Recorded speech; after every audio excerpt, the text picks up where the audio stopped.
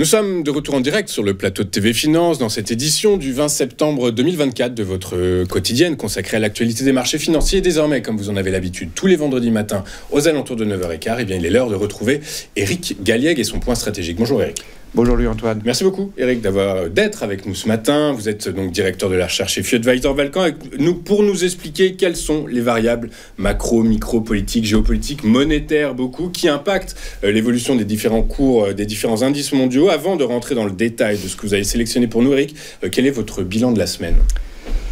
Le bilan de la semaine est positif, bien sûr, puisqu'on a eu une hausse donc, de 2% des actions européennes. Cette semaine, une hausse de 0,4%. Si on intègre la hausse donc, d'hier soir, on est plutôt à 2% aussi du côté de Wall Street. Donc on a une hausse en gros de 2%, ce qui confirme donc la reprise qui a déjà été observée au cours de la semaine précédente.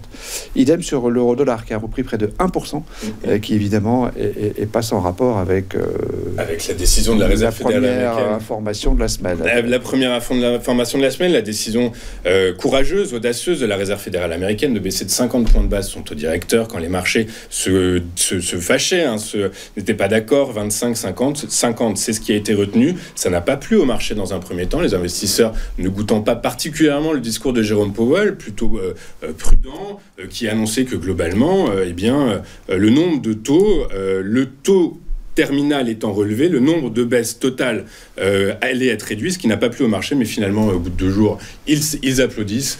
C'est une bonne nouvelle. Oui, bien sûr, c'est une bonne nouvelle. 50 points de base et tout phénomène de baisse des taux, d'une façon générale, est quand même une bonne nouvelle pour tout le monde, de toute façon. Et donc, il faut la prendre comme telle, c'est sûr. Alors après, si on découpe en baisse de 25 points de base ou de 50, je trouve que c'est un peu grotesque. Le marché, il a hésité, c'est un peu normal. Il s'est dit, mais qu'est-ce qui se passe? Est-ce que c'est un signal négatif par rapport à la conjoncture? Et on oublie l'inflation. Donc, c'est vrai qu'il y a de l'inflation sous-jacente qui reste trop élevée en Europe comme aux États-Unis, que l'inflation des services, quand même, est significativement élevée. Mais bon, globalement, il faut le prendre comme tel et c'est une bonne nouvelle. 50 points de base, c'est de nature à effectivement avoir une prise de médicaments qui est concomitante avec le symptôme, ce qui est quand même plutôt bien. Donc la Fed ne devrait pas être behind the curve, comme on dit, ne devrait pas être en retard par rapport à ce qui se passe. Ou pour certains experts, justement, elle rattrape ce retard qui aurait pu être initié à la fin ou début du S2. Donc voilà, en tout cas, 50 points de base, ça plie au marché. Effectivement, comme vous le dites, 25 ou 50, de toute façon, une baisse de taux, c'est positif pour les actifs à risque. On poursuit avec l'économie américaine. Et puis, en substance, c'est le message de Jérôme Powell, l'économie américaine est toujours résiliente. Elle est résiliente et c'est vrai que les 2 dernières statistiques qui ont été publiées juste avant la baisse des taux de 50 points de base étaient plutôt favorables, avec des ventes au détail qui étaient attendues en baisse et qui ont légèrement progressé, avec une production industrielle qui a rebondi aussi d'une façon assez significative. Donc oui, c'est vrai que l'économie américaine, elle faiblit un peu. On le voit, c'est surtout les statistiques du marché de l'emploi qui sont beaucoup plus concomitantes avec le cycle économique, contrairement à l'Europe. Et donc c'est cette statistique de l'emploi qui n'est pas un indicateur avancé, mais qui, donc à nouveau, démontrerait qu'il y a effectivement dans l'économie américaine un tout début de ralentissement et ce qui est justifié donc la décision de la Fed, mais sur le fond et sur d'autres indicateurs comme cela, on a le sentiment que finalement c'est plutôt bien. Donc on est sur une sorte d'alignement des planètes avec une croissance qui reste malgré tout significative et une baisse de taux. C'est ça, une croissance qui a été projetée à 2% pour 2024 par la Fed et un taux de chômage rehaussé de 0,2% à 4,4%. Voilà, c'est des hausses à la marge, ça reste en dessous. Ça reste quoi qu'il arrive du plein emploi selon le Bureau international du travail, donc il n'y a pas réellement d'inquiétude à avoir du côté de la Réserve fédérale américaine. En France, on bascule en France avec cette information. Le moral des PME et TI françaises semblerait plutôt bon. Oui, j'ai retenu cette information parce que ça fait plaisir de voir que les entrepreneurs entreprennent toujours. Ça, c'est quand même une chose importante dans l'économie.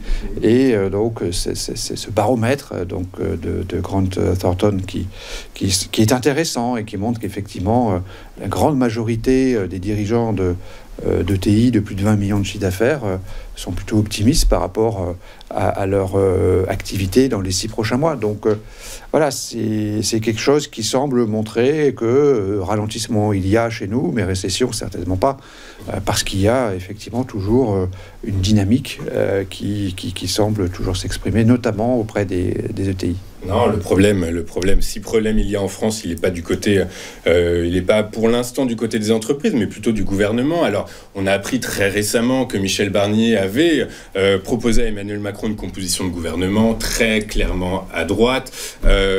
Reste désormais à placer des noms sur les aux différents postes, mais en tout cas, Michel Barnier s'est engagé à ce qu'un gouvernement soit formé d'ici dimanche.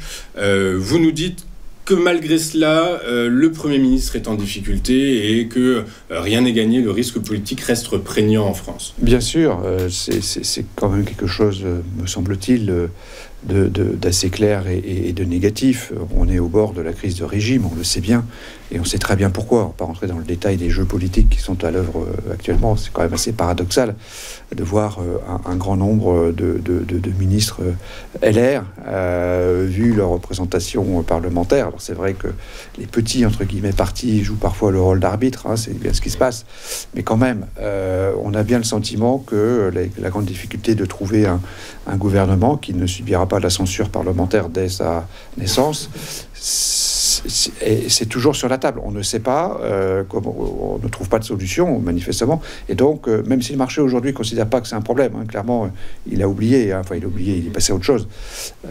Moi, je considère que sur la cartographie des risques, ça reste un sujet et que du jour au lendemain, on peut avoir des spreads de taux France qui peuvent remonter au vu de ces altermoiements politiques qui sont évidents, au vu aussi quand même de la situation des finances publiques qui est véritablement, je dis à plusieurs reprises, extrêmement inquiétante de par donc ce déficit à 5,6 pour 2024 et probablement plus.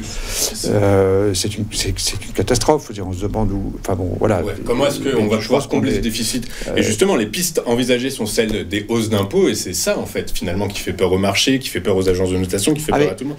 De toute façon, la note négative que j'affecte aujourd'hui sur cette dimension politique, elle est aussi économique, parce que tout est lié. Si on veut réduire le déficit, il n'y a pas de mystère. Il faut augmenter les impôts, donc ça va prendre une partie de la demande finale, ou réduire les dépenses publiques, ce qui va à nouveau réduire la croissance. Donc ça va forcément être négatif pour la croissance. Il n'y a pas d'autre solution. Il n'y a pas d'autre solution, pas d'autre issue. Donc voilà, il faut quand même le dire. Et c'est bien sûr négatif, tant qu'on n'aura pas un gouvernement qui aura tout d'un coup, je dirais, un assentiment national extraordinaire qui lui permettra de relancer la confiance et de faire que les entreprises vont investir et les ménages consommer. On est quand même assez loin de ça, je pense. Eh bien, la croissance sera en berne. Il n'y a rien à faire. Et ça va être mauvais cette année. Je pense qu'il faut le dire. Pour 2024, oui. C'est pour ça aussi que le déficit public est gigantesque. Mais bon, je pense qu'il y a un gros problème de croissance. Du côté, un gros problème de croissance, du coup, par la force des choses, votre synthèse est malgré tout positive. Les marchés il y a ce dernier point négatif sinon, dans l'absolu, j'ai développé un peu, mais sur le fond, on a quand même des éléments favorables qui se synthétisent notamment par un phénomène, je dirais, d'alignement des planètes, entre guillemets, de situation assez rare où on bénéficie d'une baisse des taux administrés par la Fed, avec une conjoncture économique qui est toujours correcte et qui pourrait le rester, notamment en France, malgré tout ça, des entrepreneurs qui sont toujours là et qui sont optimistes. C'est bien. Donc au total, plus 2, effectivement, donc une synthèse plutôt favorable au scénario de marché. Favorable, donc si je vous comprends bien, le risque se stabilise, le momentum de prix est toujours orienté à la hausse, du coup, par la force des choses.